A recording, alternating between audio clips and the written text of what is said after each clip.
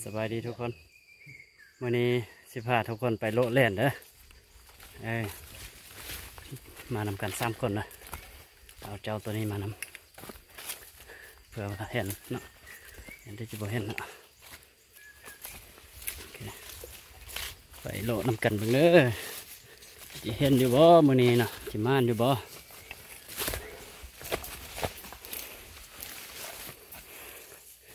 nhớ trong này trồng phong chưa nè nó nói vậy bây giờ rõ từ cái tim tròn nè để tôi mù trời nó cá nè tôi muốn thì hãy bỏ nó cay chả kìa để cho tôi áo tôi chứ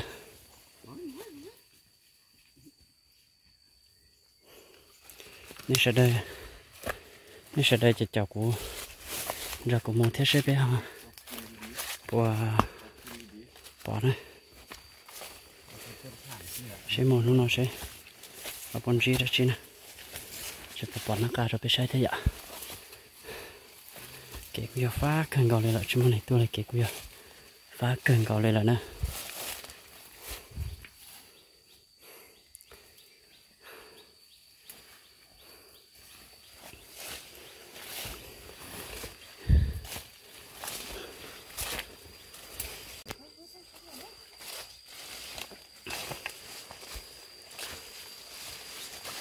chỉ còn đâu mà một tiệt tia đấy đó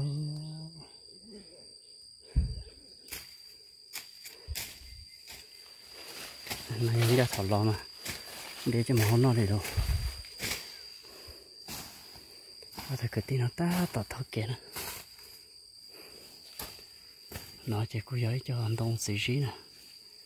xì xí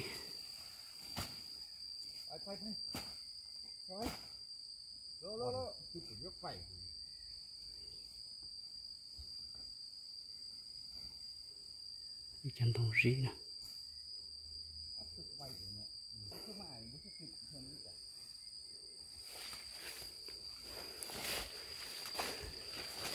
này tầm đấy cơ là chúng này tôi theo kẹp phá cơ con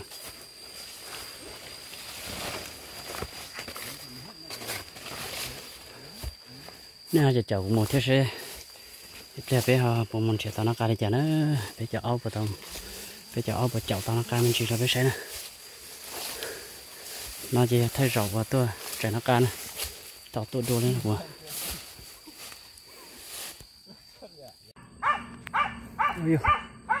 để tao với nó tuồn nữa để tao với nó tuồn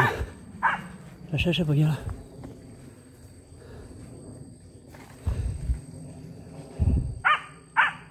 men bò xít bò hót chưa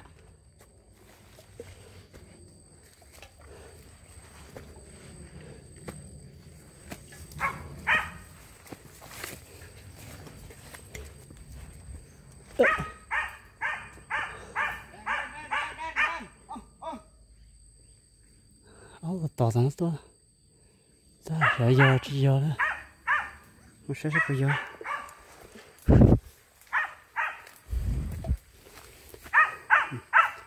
tỏ ra nó to teo nhớ sầu nữa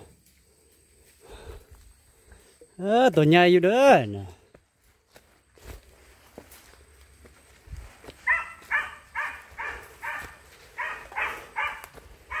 ôi chỉ khơi đây vô bố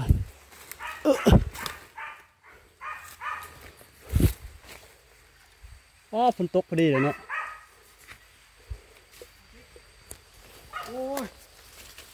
thiết thang nè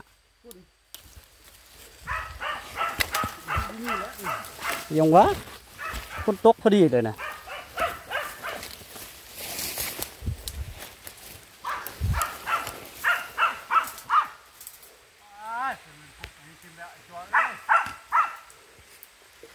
ơiขึ้นไปเลยซิด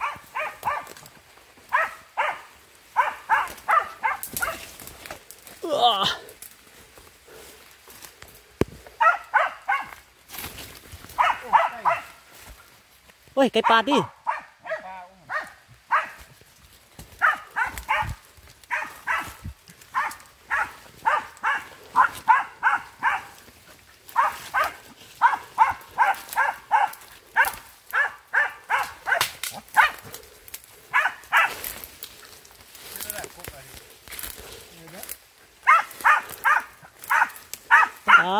เก่งขนาดนี้บึงเนาะมันมาแต่นี่นะตึบไก่เอาไปติ๊กเลยเบอร์คักๆด้วยยุ่งใส่กันนี่ขึ้นแล้วมันขึ้นมาแล้วนะมาจริงมาเข้าเธอได้ฮูดอันนี้เป็นอันนี้ขึ้นไปเลยชิดโอ้บุษางโอ้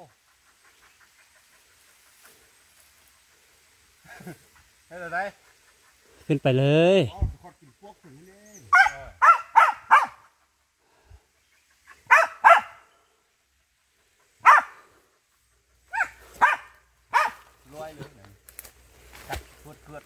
ลอยเลยอ่ะเล่นขึ้นแล้วเดี๋ยวบูฮูตัวใหญ่ตัวน้อยแล้วเนาะบูฮูแล้วคำนวณเห็นเลยเห็นว่าเป็นตัวซ้ำใดเธออยากขึ้นไปแล้วเนาะโอ้ได้ขึ้นไปแล้วใหญ่น้อยกับบูฮูแล้วขึ้นแล้วสองคนขึ้นไปโอ้มีมดอันนั้นขึ้นบนไดตีโอ้อมเบิ้งไหมบางว่าอยู่ก่อน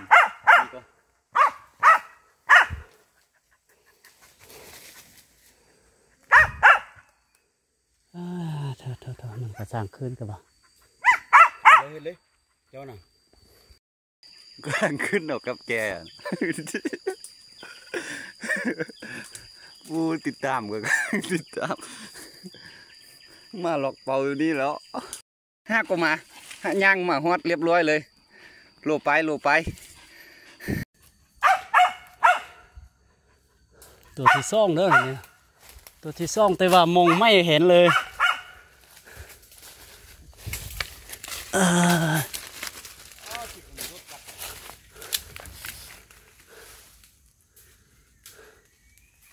งาไผ่นี่น่ะจอยเป็นโค้ลุงเลยผมแห้งนักกานะเจ้านักกาตัวสนอยชอบปล่อยตัวเดียวปอดจนเพิ่มพัดแล้วมันมืดแล้วเนี่ยค่ำ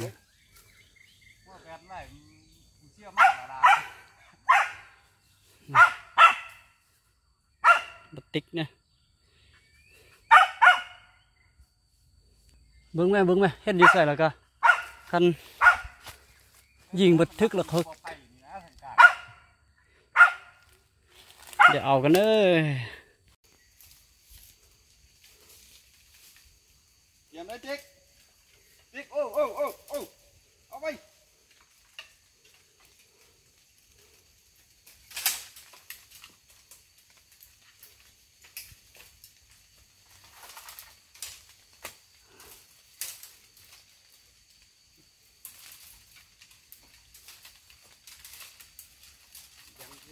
ฟังคอยมันปวดกายเลยโอ้แต่ฉันน้อยเจชอบพอแล้วเจป้งนะนักการป้งแต่ฉันนักการเขียนนะน้องแต่ฉันน้อยเจชอบพอแล้วเจป้งนะ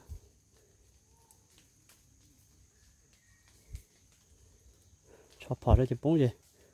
เอาหมดเจนได้เดี๋ยวไปตอนนั้นเร็ว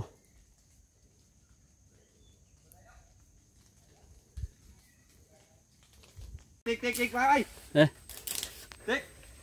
ตัวเล่นบักใหญ่นะเล่นมาเข้าหูตัวนี้แล้ว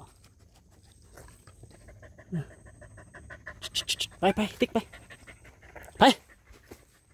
เรียกมาเข้าหูเลยโอ้หูบักใหญ่ไอ้ตัวบอกมัดเลยให้เรามัดนะติ๊กไปแม่น่ะหูมันอ่ะหูออกพี